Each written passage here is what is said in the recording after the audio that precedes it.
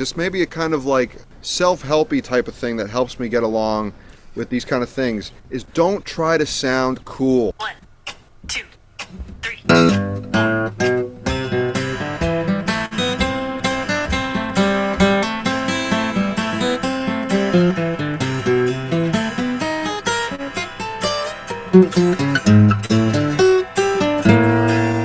Alright folks, I am so excited to be joined here today with my guitar hero slash friend, Stash Wyslouch. Stash, how are you doing, my friend? I'm doing great, Hayes. So nice to be here with you. Yeah, it's so great to have you, man. I've been looking forward to this lesson for a while. So I was wondering if you would be able to help me develop a bit of a practice routine today to incorporate some out sounds into my playing. Does that sound like something you'd be into? Yeah, let's do it. Awesome, man. Well, so one of the quick tips videos that I saw you spitting out on YouTube was kind of talking about this three-pronged practice approach that you got from Billy Contreras. Is that right? Yeah, Yes. could you explain that to me a bit, because it's a little different from how I practice, but I think it's going to be useful to me in this kind of journey that we're gonna take into the outside realm here. Yeah, the three prongs are this: improvisation, structure, and composition. Let's start with structure, because I think that's what people mostly associate with practicing, which is things like exercises, running up and down scales, just things that really familiarize yourself on a really intellectual level of note location, specific technique. It's the thing, when you go to a guitar lesson, somebody gives you a scale exercise that maybe can't be immediately applied to music. Then the improvisation prong is just that. It's kind of the part of the practice routine where maybe you could just let go and try to be in the moment and basically just confront who you are as a musician right then, right there, and try not to be judgmental, because ideally that's what's happening when you're actually playing music with people. And a lot of times it's going to fall short of the mark of where you think you ought to be, but you still have to make something happen, and you should still go into it with a certain positive attitude, I think. You need to practice that. So that's the improvisation. And the composition prong is kind of a combination of the two, where maybe you're putting something together, you're slowing down the improvisation, and you're slowing down the structure, maybe trying to integrate them and make a sort of idealized version, maybe of something that you could improvise in 6 months or 6 years. And I think doing all these in conjunction, however you can, maybe all in the same practice routine or all in the same week or all in the same month, you can develop a really productive and interactive practice routine. The structure feeds the improvisation feeds the composition, everything feeds everything. And when this was proposed to me by Billy Contreras, he made the point that, if you stick to this with a very specific aim on, say, one tune, the improvisation becomes like the structure becomes like the improvisation, the composition becomes, everything becomes everything else, at least ideally. So I think it's a cool way, and you can really attack any sort of musical aim with those three prongs, I think. So that's what it is.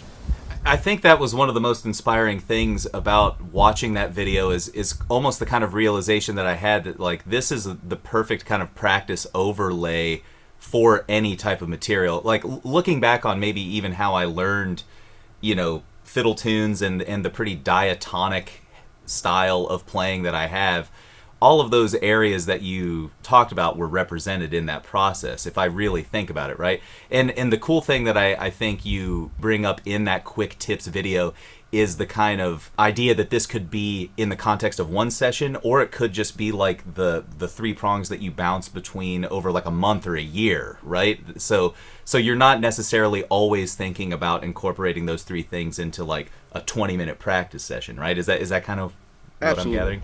Exactly. So as far as my kind of personal ailments right now, I think this practice routine can help. The one thing that if I had to criticize my own guitar playing, it would be that I pretty much only operate exclusively within the major scale or related modes to it. And one of the things that I would love to kind of pick your brain on here is maybe how to take some of those like mechanisms for outside playing that you talk about in a lot of your quick tips videos and incorporate them into a practice routine like this to kind of like make my fiddle tunes maybe a little more interesting and colorful that way. Yeah, what's a good fiddle tune? How about like Billy in the Low Ground?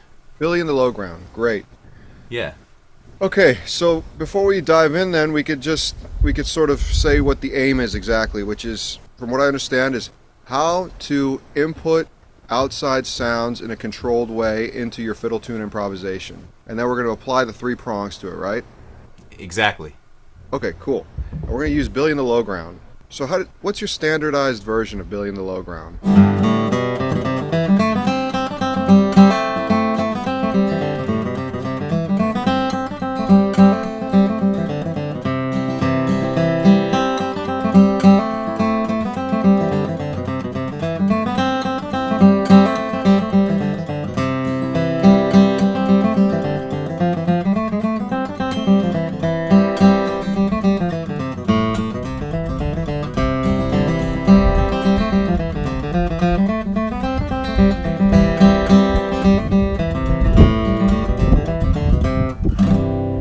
Awesome. Okay, so we've got an A and a B part with melodic fragments. So before we dive in, maybe we could define what kind of outside are we going to practice? Because there's so many ways to practice outside, right? You could boil it down to saying, well, there's 7 notes in the C major scale, there's 12 notes total, just play any of the notes that aren't those 7. Play the other 5, right? What is that? F sharp major pentatonic. Okay. Yeah. So that could be one thing. I could say, well, Hayes, you want to play outside? Just noodle around an F sharp major pentatonic on Billy in the Low Ground. You're sure to hit all the notes that you're not supposed to hit, and it'll sound outside. But let's not do that. Let's do something else, which is kind of fun and interesting and a cool way to examine the melody, which is I want to use motifs from the fiddle tune and mess around with them. So let's start with the structured part. So what I want to find is a key element of the melody that's very Billy in the Low Ground-esque. So let's use the first phrase. Can you play me just the first phrase? Okay, cool. Now that's interesting. That's just basically a scale with a couple skips. Now what if we took out every other note? So we just had like the bare bones quarter note melody. So what is that?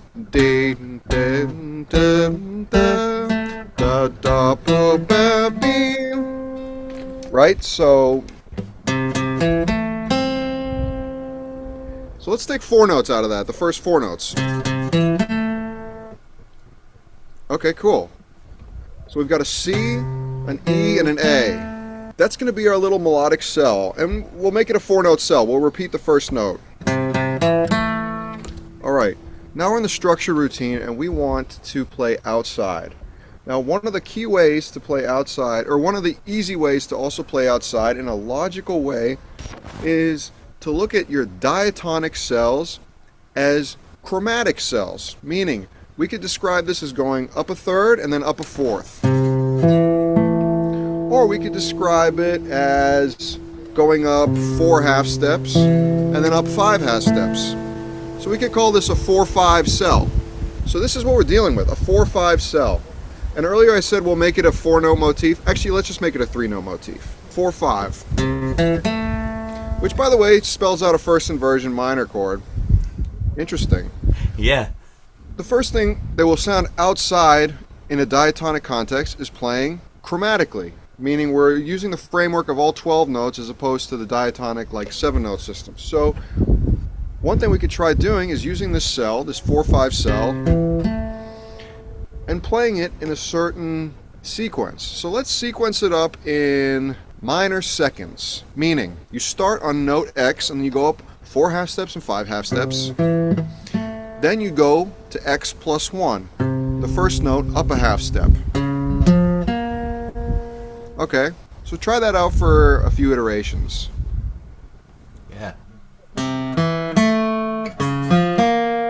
Yeah. Right? Yeah, just keep going Yeah, up. totally. And then, you could say, in the structure routine, say, okay, so today I'm going to sit down and practice for 7 minutes, extraordinarily slowly, in one position, let's say. So we could also start to explore some different fingerings. This 4-5 cell transposed in half steps. Whoops. Okay. So this starts giving me some interesting fingering options. So already we're seeing this 3-prong is working its thing, which is I'm gaining some familiarity that I didn't have before. Okay, cool. Then I could move it down.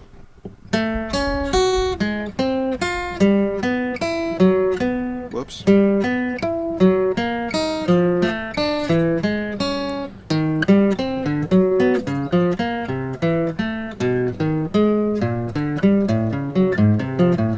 Okay, cool.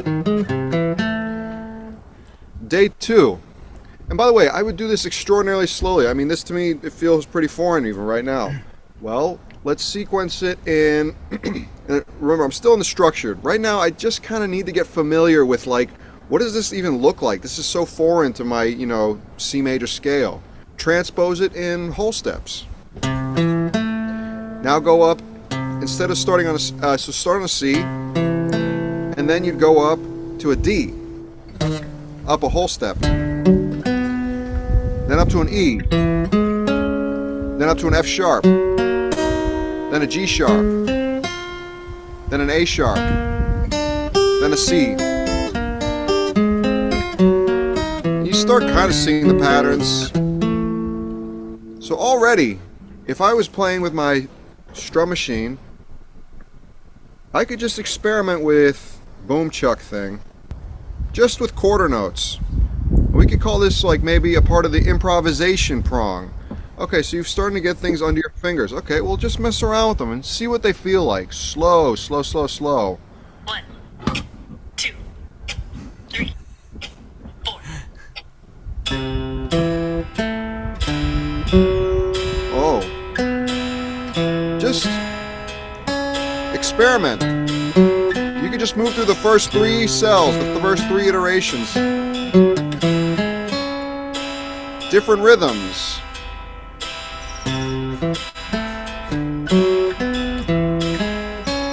Straight rhythms. You know?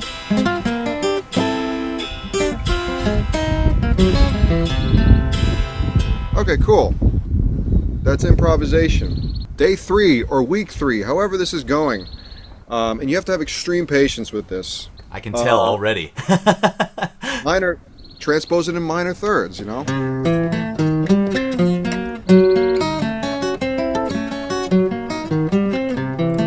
Major thirds.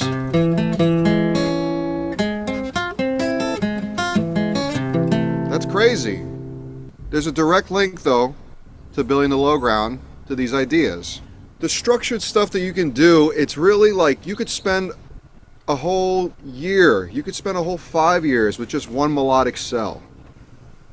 I remember with a 2-3 melodic cell. Because I was like, that is everywhere in bluegrass. So maybe if I could kind of, but a summer, like I just felt like I was starting to cover it. And just to give you some ideas of what you could do, well, let's take this exact, let's just do transposing in minor thirds.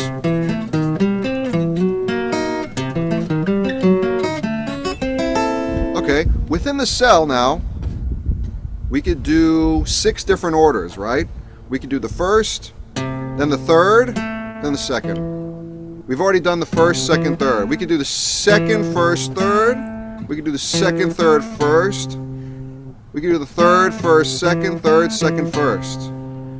So right there, you got 6 permutations on our transposing, right? And you can just, it becomes, I mean, it's ridiculous how many options there are. You don't have, there's not enough lifetime to do it. So, which is kind of, you can find comfort in that and just say like, okay, well, let's just take one and go really slowly and enjoy it. You know, there's your structure and there's a tiny bit of your improvisation. Now, let's not get into the composition yet, but now let's get into like, how would we input this on Billy in the Low Ground, right? And that's kind of like the big question mark. And you have to be like pretty open and imaginative too, because it's going to take a long time for this to feel or sound natural to you. You mentioned the quick tip I do where there's this eighth note flat pick flow that's fun to think. So let's zero in on that for a second. And the idea behind that was, well, as people who are flat picking, and honestly as people who improvise in general in all styles, I think getting a cool eighth note flow is it's a very useful kind of rhythmic and phrasing thing to have is in your backbone of improvisation. And the idea in that quick tip was just like, well, if you have a 1, chord 2, boom chucking, 3, let's say just a C major scale, start with slow eighth note, short amount of eighth notes, 4 to 8 notes.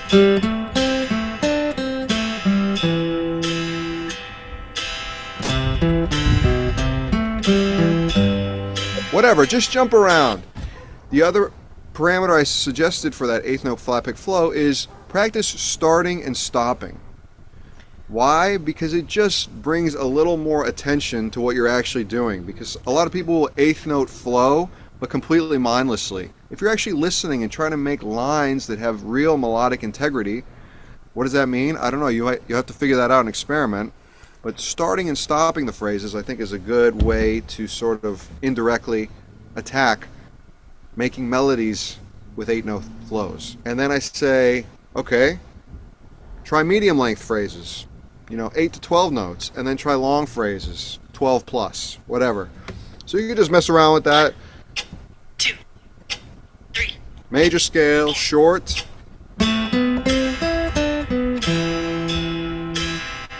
Medium. Long. Whoops, I did a triplet.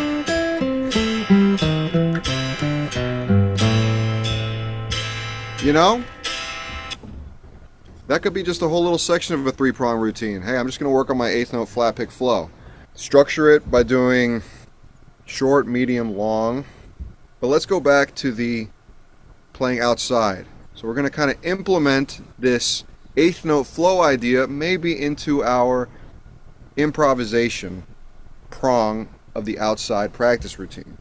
One more thought and idea, which is toggling between melody and improvisation. So let's say you go to Billy in the Low Ground. You've learned how to play the melody. You feel comfortable in it. Now, maybe you could break it down a little bit into how many phrases there are. So you have the A part. 1, 2, 3. Phrase 1. Phrase 2. Phrase 3. Phrase 4. Boom. There's your A part, which is basically A, B, A, C within the A part, right?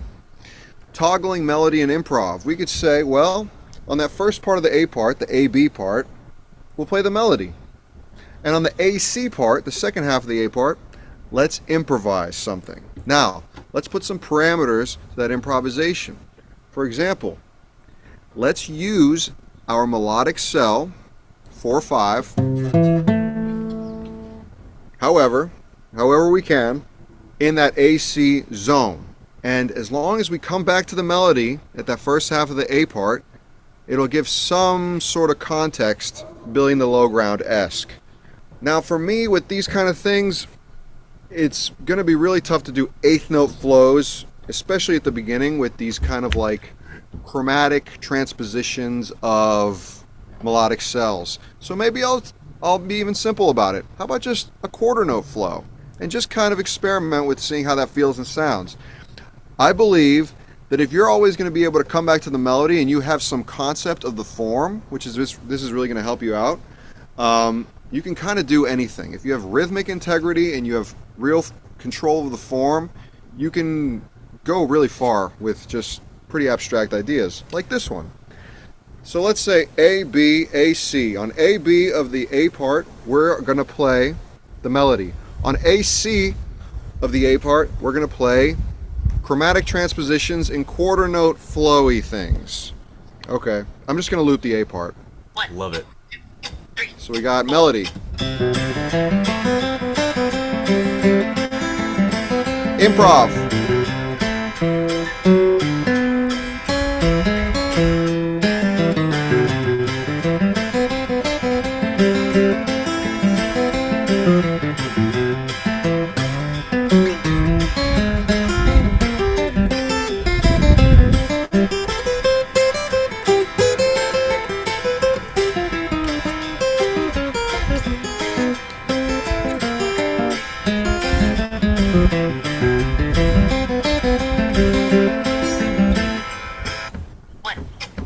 Whoops. 3, Anyways, something like that. That was probably too fast for me to really feel like I could really practice it, because I want to be able to kind of listen to what I'm doing as I'm improvising. And I love this idea of just slow, slow, slow, especially when something like this, it's so foreign at first. And you really want to hear that like contrast of the tension and non-tension. So that could be a whole lot of structure and a whole lot of improvisational practice. And you could be, pretty rigorous about the toggling, right? You could say, well, I'm going to do the melody on the A. Then on the BA of the A part, I'll do improvisation. And then back to the C, I'll try and bring it back to the melody. It's like, what would that be like? 2, 3.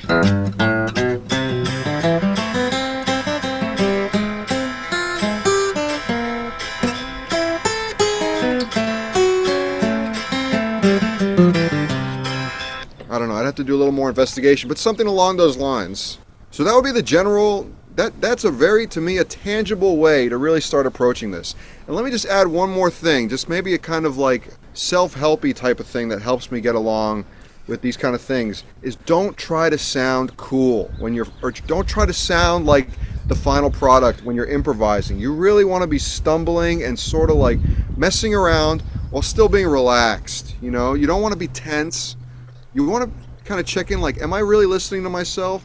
No? Okay, well, slow down a little bit. Oh, you're not going to be able to do this at the jam? Don't worry about it. You're probably not going to be able to do this at the jam for a long, long time.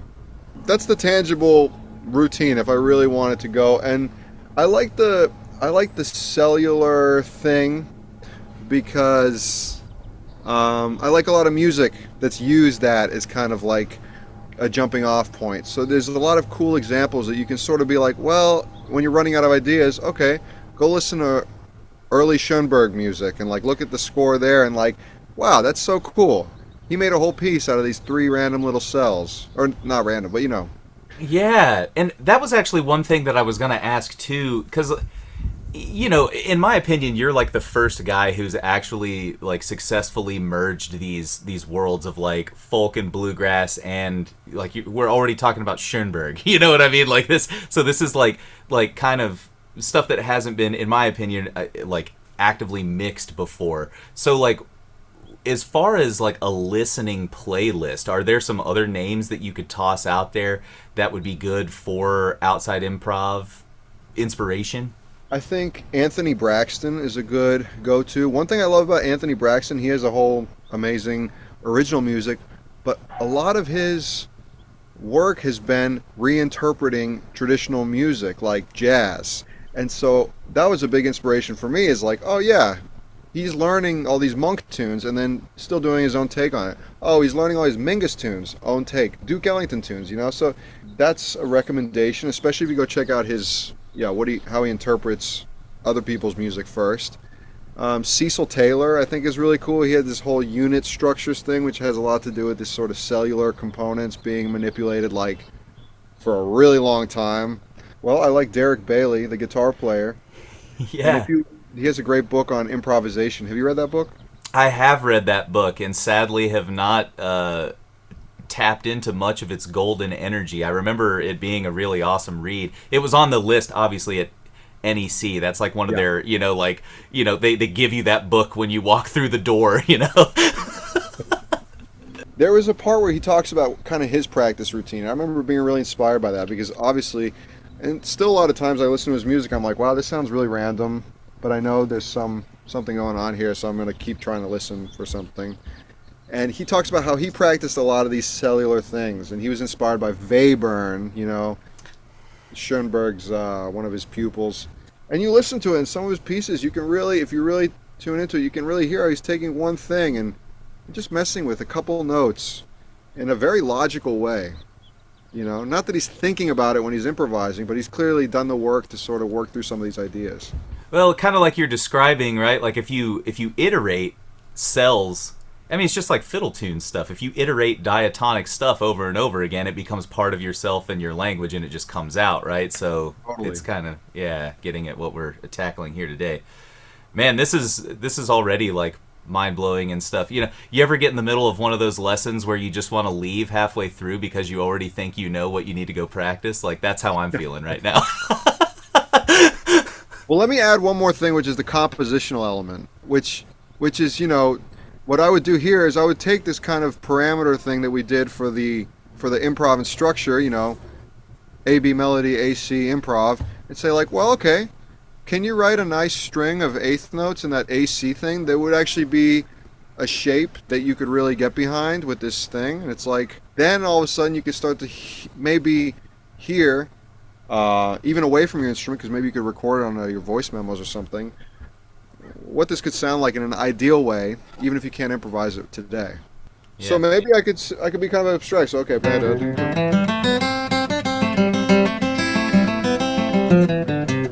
okay, cool. So right there is the beginning of our AC. So let's start on a C note. Okay, so we go.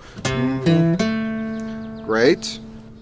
Let's go up a whole step from there and do another cell. Okay, yeah, that sounds pretty out already. I like it. Okay, so I'll write it down. Let's go up another whole step. But let's do it going kind of skipping down. Okay, cool. Now, I like where that is as a jumping off point. So what if we call this the beginning of the next cell? So they're kind of blending in. Okay. Oh, cool.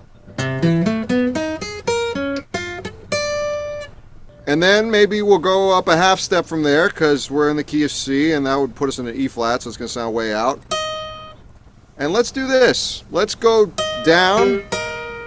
And now I want to put in a big jump. So instead of hitting this one, I'll do it down an octave. So it's still an E flat going down to a B flat going down to a G flat, but instead I'll do the G flat down here. So we got... So where does that...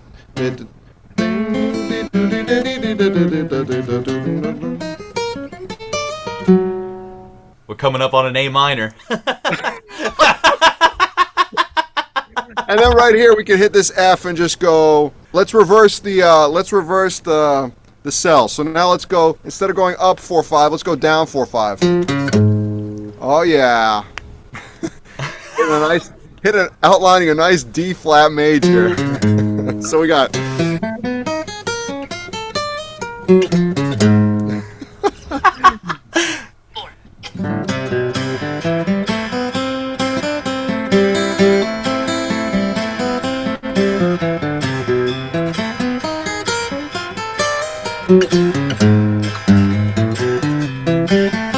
I don't know, something like that. Like when I set out to ask you about this, like generating something that sounds exactly like that is what I was looking for. You know what I mean? Yeah. So we're there, baby. I love it. This is like, Let's finish it out in a strict cellular manner. But now let's do something different rhythmically.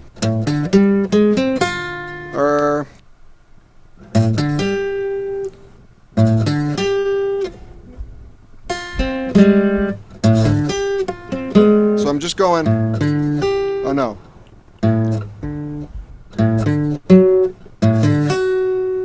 Yeah, so now I'm going up 5, up 4, but then displacing the octave. And then we'll just go down there. And then we'll hit it against, oh yeah, an open A. So then we get a flat ninth interval. And now we're just... And that's just going to sound out no matter where you are. So we got...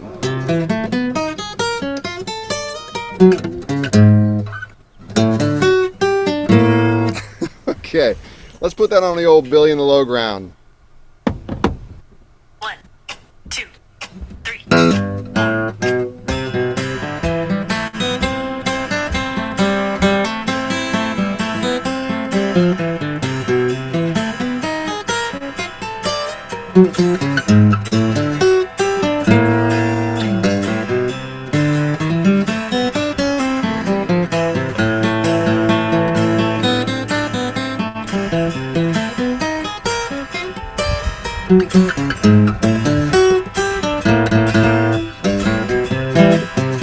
Okay, so that could be, a week's etude where, I'm really getting that into my fingers and trying to see if I can, because that's also a technical thing. It's like, whoa, how am I going to get all the fingerings down? Yeah, you just traverse the entire neck of the guitar, almost the entire range of the guitar. Right. By using that 3-note cell and displacing it that way. Totally. Yeah. And you develop a sense of what you like within that. And that's what I also like about this. It's so subjective. What I think is cool is going to be different from what somebody else thinks is cool, but we could all be using the same cells.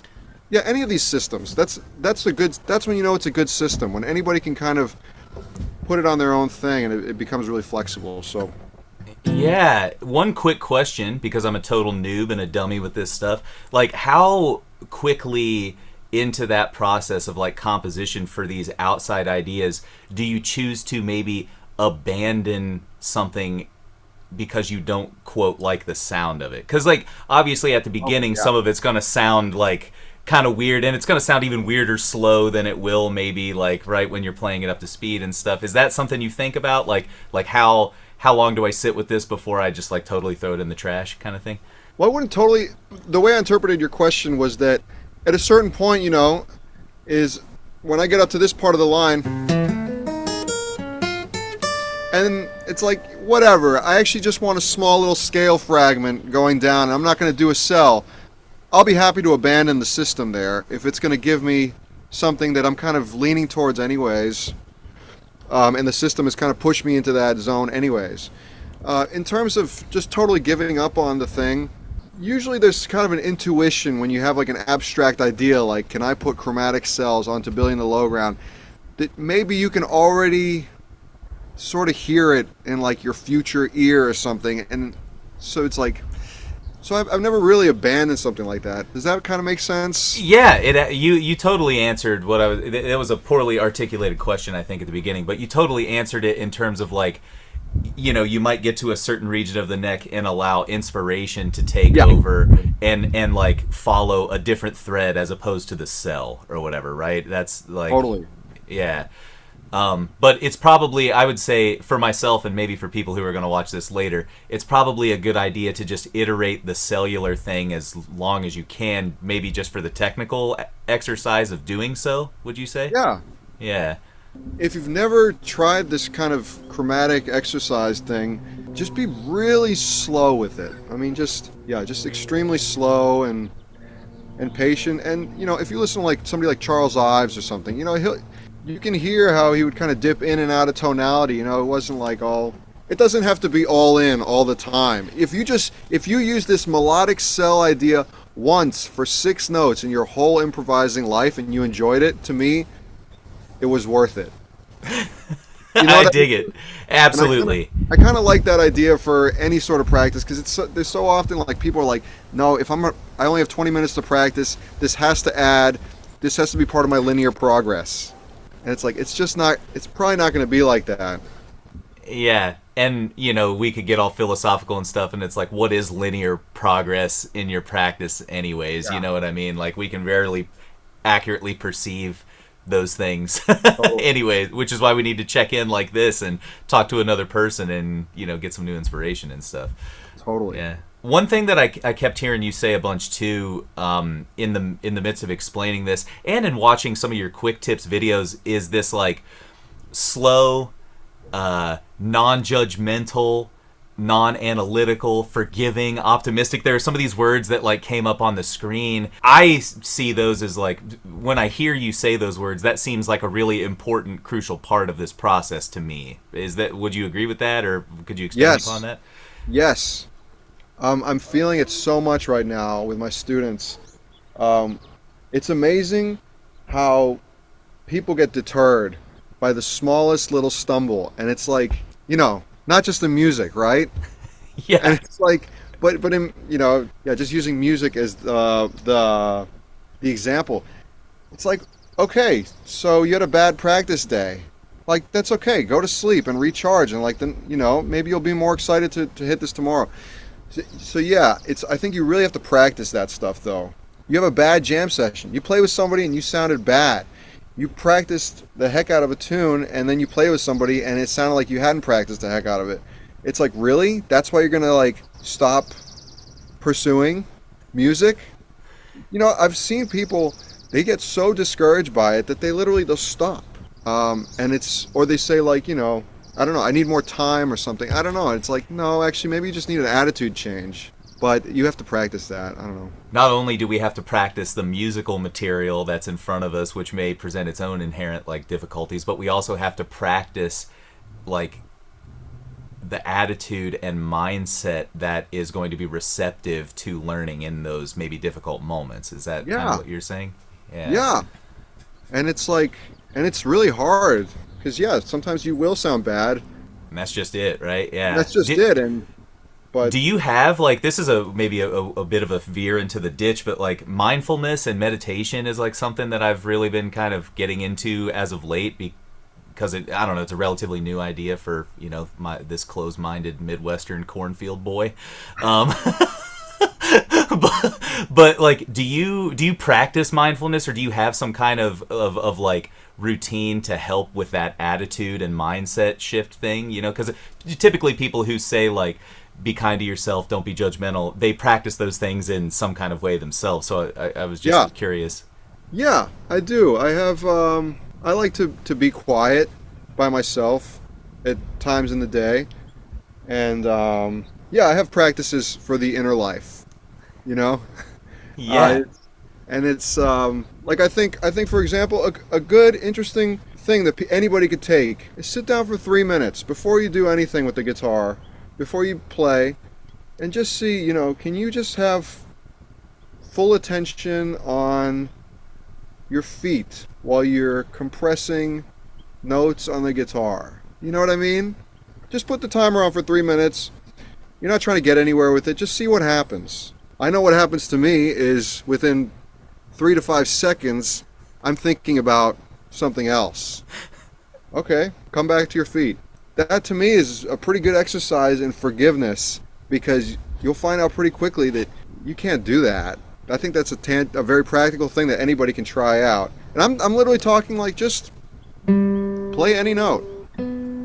Try and see if you can listen.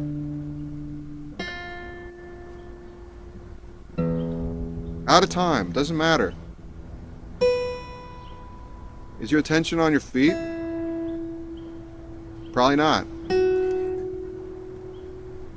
So stuff like that. That's great, man. I've been working with some like meditation teacher type people, and I think like what you just described is like a form of mindfulness meditation. I think most people use like the breath as an anchor, but like you're saying, it can be any sensation or part of the body, right? Totally. And I don't consider myself like anywhere qualified to like preach on this, but whatever, just see what happens. Dude, I think that makes... I find myself saying the same stuff when people ask me about meditation because they know I do it. And I'm a guitar guy. Like, you want to talk about triads? Because I can talk about triad construction, but like meditation, like I haven't found the deep inner flow yet, so I don't know if I can tell. But I think there is something valuable in guys like you and me like talking about it, right? Because it's a process that maybe I wasn't aware of until way late in my music career, I would say. I was like through school and like playing professionally for like almost a decade before I thought about doing anything like you just described. Yeah, man. No, that's deep. I'm doing that. That's my meditation for this next week. It's going to be the foot meditation. Yeah. I mean, it's I find it to be, I think it's really hard because all I want to do is attack goals. I want to play atonally in a logical way on building the low ground. Let's go. I think I'll stop and constrict the flow than that, But I get it though, man, because like what do I want to say? The cultivation of the mind or non-cultivation of the mind can get in the way of that process that you're talking about, right? Yeah. So much stuff to keep in mind. We've got a 3-pronged process for playing outside on Billy in the low ground, but also a mind hack so that I don't feel like shit whenever I do it poorly.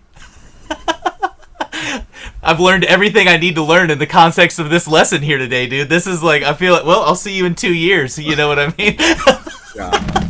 Well, there you have it. I think, Stash, you have given me enough to work on for quite possibly the next decade of my life. So I think we're going to stop here, and I'm going to go hit the practice room. What do you say, man? Does that sound good? Yeah, just remember, forget about linear progress. Words Forget of wisdom about linear from the master. progress and enjoy the ride. Well, I couldn't think of a better way to end the call, so thank you so much for taking the time to kind of, get this diatonic Midwestern bluegrass boy sounding a little more out. I really appreciate it, man. Thanks for having me, Hayes. Yeah, we'll catch you later, Stash. Thanks so much, dude.